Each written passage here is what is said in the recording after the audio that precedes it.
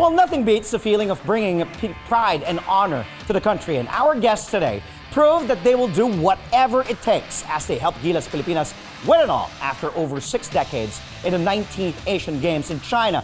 Joining us to go all out on this story are Asian Games gold medalists Kevin Alas and Calvin Oftana, both joining us via Zoom. Kevin is in Boracay with his wife Selena, while Calvin, I believe, is in Dumaguete. Good evening and congratulations. Welcome back sa show. Congratulations sa gold medalists sa Asian Games, Kevin and Calvin. Good evening, Andre. Of course, it's a blessing to be here. Salamat for having me and Calvin. Kamusta bakasyon? Kevin, unahin kita. How's the vacation? I know it's a much-needed break, but you and your wife are having a vacation right now. Kamusta naman after that very grueling Asian Games schedule?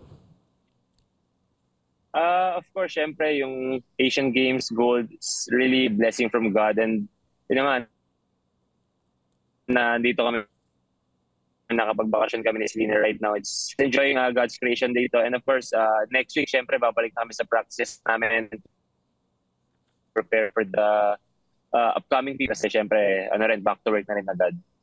Calvin, ikaw naman, you went to Dumaguete. Kamusta ang bakasyon?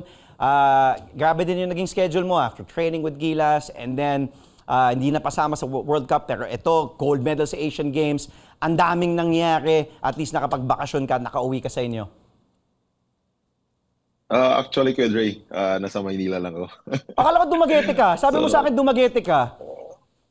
Wala, nasa Maynila lang ako yung mga niloloko mo ako, kasi, ha? di ba natamaan yung sa ngipin ko. So, hindi ka pala nag-Dumaguete. Yung Okay. kailangan ko ipaayos. Okay. Pero okay ka naman? Like, kamusta? Okay na? Okay naman. Okay. Okay naman. Smile ka nga? Smile? Pakita mo. Siguro this week or next week, siguro alis out of town lang. With my family. Yeah. Probably. Natawa si Kevin. Saan yung ngipin mo? Okay naman? Okay na? Okay na. Alam mo, Kev, as I said, you went through a lot. You personally and the team heading into this Asian Games. I'll start with you because you just came in as a late addition. Diba? Dahil hindi nga nakasama sila Terence Romeo, Calvin Abueva, Jason Perkins, Mo Tautua. Then, nadagdag kayo nila Chris Ross, nila CJ. Nung pinasok ka, and then you went straight to practice and inspire, honestly, Kev, seeing the team, seeing everything that's going on, all things considered, did you expect na mag-uusap, na magse-celebrate kayo with the gold medal, na yun yung makukuha nyo? Yun yung expectations mo ba? Of course, coming into papunta pa lang Inspire, and of course, no expectations whatsoever. Alam kong having a podium finish was really, really tough for the team. But it was just really by God's grace na nakuha namin yung gold medal. At the same time, talagang Coach Tim, first time ko to be under him. Really learned a lot under him. Of course, syempre, mga teammates ko doon talaga can say that it was really, really special na nakasama ko yung mga teammates ko. Pati yan si Calvin, of course, will forever, for a lifetime, i-cherish ko itong samahan namin sa Hangzhou. Oh yeah, you will have this bond. Sabi ko nga, these 12 guys will forever have this bond, the Asian Games gold medalists sa China. Calvin, isa ka nga dun sa mga last cut dun sa Gilas Pilipinas team bago lumaban sa World Cup. And then, I'm sure, masakit yun. And then, lumabang ka pa rin. Kasi you could have easily said, ayoko na muna mag-Gilas. Sabi ko, ayoko na muna. Pero lumabang ka pa rin. You joined this team. You went to China. And then, is this sort of a vindication of sorts for you, dahil napasama ka sa Asian Games na nagkaroon ng historic gold medal?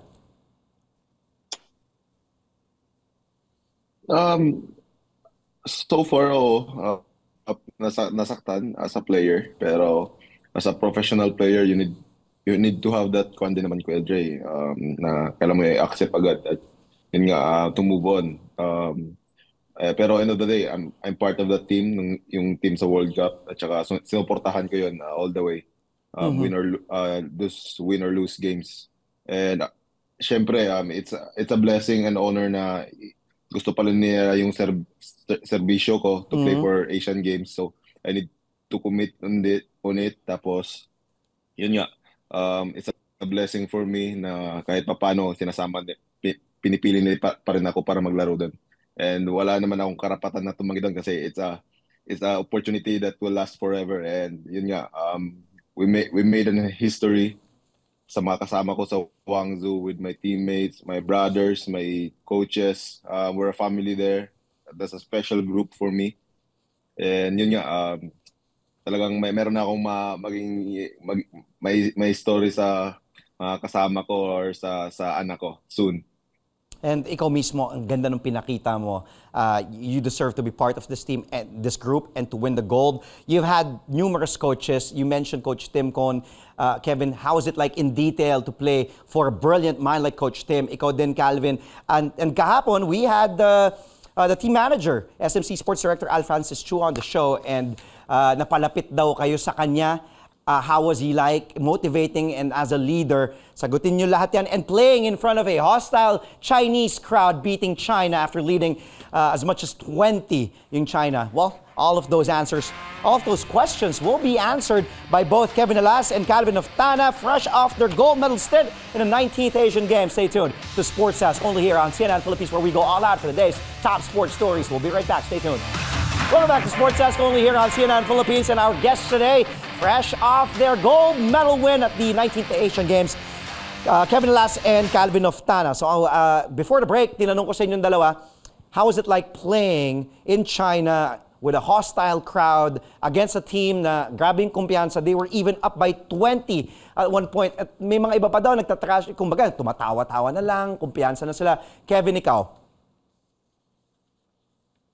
Of course, I think it was Chris Ross who was giving us a pep talk or halftime yata yun. Parang sabi niya, or before the game, he was considering the game against China as the gold medal game. So, talagang I think it was the toughest game for us dun sa Asian Games. Of course, yung Jordan, napakahirap din nun. Of course, just napakaganda ng game ni Coach Tim there. But the China game was really, really a game to remember for all of us kasi yun nga, tambak na kami ng 20 and then at the same time parang sabi nga ni Coach Tim sa mga interview niya, medyo nagiging hopeless na siya, but talagang of course it is just by God's grace, nagtulong-tulong lang kami, we just stick to the game plan. Talagang it was really incredible. Sometimes watching the last quarter, talagang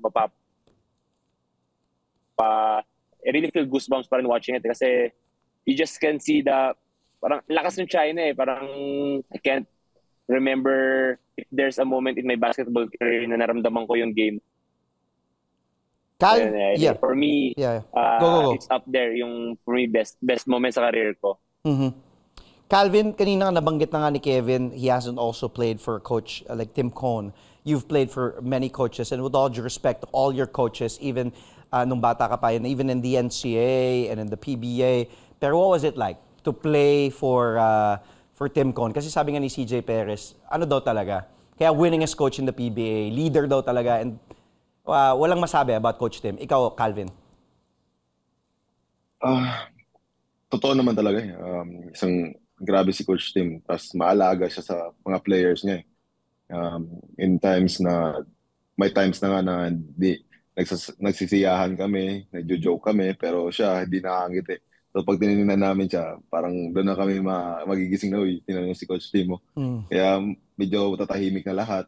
And sa loob ng court, grabe yung kumpiyansa binigay niya sa akin. Kahit nung mga games na medyo off ako, pero nag-stick siya na ipasok ako, even though may mga kuyas naman dyan na pwedeng mag-step up para sa akin. Pero parang di ko alam kung anong nasa isip niya noon na pinapasok niya pa rin ako. Pero I think I need to, yung mga ginawa niya sa akin, talagang sinusuklian ko. And playing under him is a privilege na makapaglaro talaga sa kanya. And yun, sobrang detalye niya sa lahat ng gagawin.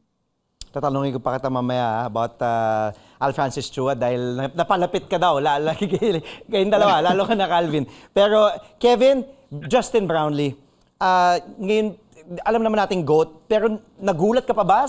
Lalo na against China, yung 2-3 niya. Ano mo masasabi mo about just having a teammate like Justin Brownlee na sobrang bait at sobrang galing? Justin is an incredible player, grabe. yung China game na yun, it was our third straight game and he was playing 38 minutes yata and then just performing that way is just grabe. I'm really amazed na the way Justin played. Imagine, ano pa yan, nakakagaling lang niya sa surgery sa paa niya. Medyo masakit pa yung paa noon. Pag nandun kami sa China, tinitreat pa siya, tinitherapy pa siya. And then just playing that way, talagang I'm really blessed na naging teammate ko si Justin once in my life. So, really blessed na nakasama ko si Justin. Calvin, time out tayo ulit pero mag-ready ka na doon sa sagot mo. Having Alfrancis Chua there, motivating all of you. And sabi niya mismo, tanong mo si Calvin, parang na-inlove yata sa akin si Calvin. Mamaya tanungin kita about how good a motivator was si Coach Alfrancis Chua. After another quick break, our all-out conversation will continue with the Asian Games gold medalist Kevin Alas and Calvin Oftana. Stay tuned only here to Sports Desk on CNN Philippines. We'll be right back. And we're back. Thank you for joining us again. Our guests today, Kevin Alas and Calvin Oftana, fresh off the gold medal victory at the 19th Asian Games. Diyan pa ba si Calvin at si Kevin? Parang nawala na. Tingnan natin kung there they are. Yan. Kala ko nawala na kayong dalawa eh. Well, isa sa mga balita ko naging close nga.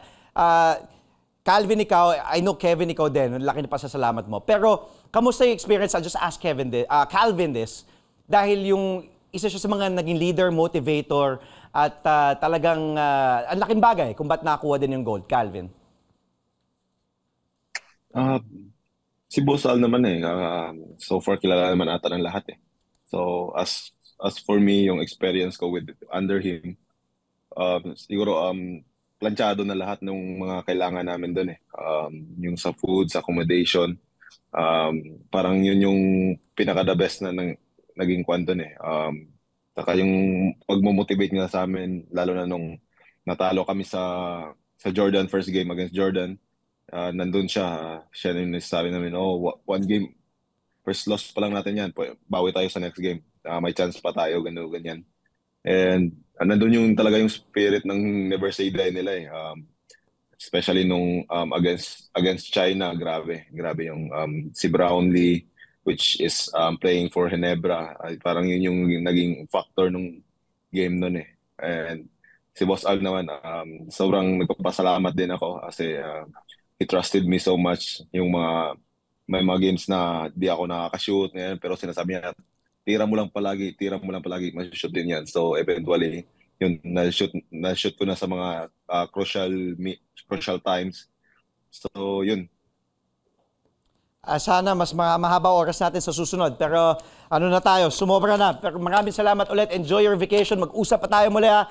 Congratulations ulit. Kevin, thank you. Ingat ka dyan. And Calvin, ingat ka din. Maraming salamat. Thank you. Congratulations. That was Kevin Alas and Calvin Oftana, gold medalists in the 19th Asian Games representing Gilas, Pilipinas.